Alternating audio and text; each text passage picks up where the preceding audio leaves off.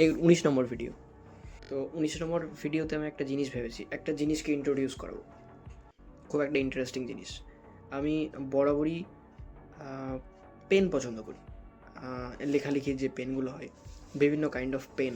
Plus ছোটোবেলায় আমার একটা গল্পও ছিল, যেটা একটা পেন নিয়েছিল, আমার এখনও মনে নেই।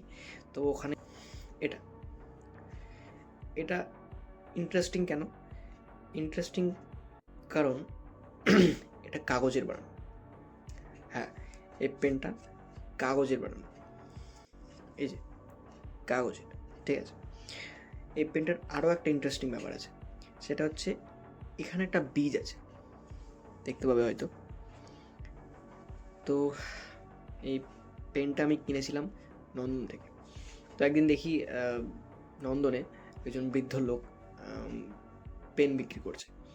তো তিনি খুব ইন্টারেস্টিংভাবে বলছে যে পেনগুলো মানে কাগজের বানানো, রিসাইকেল করা যাবে, প্লাস একটা বীজ আছে, মানে আমি তোমাকে পেন বিক্রি করছি না, আমি তোমাকে একটা জীবন বিক্রি করছি, যাতে তুমি সেই জীবনটাকে নিজের মতো করে বড় করে তুলতে পারো।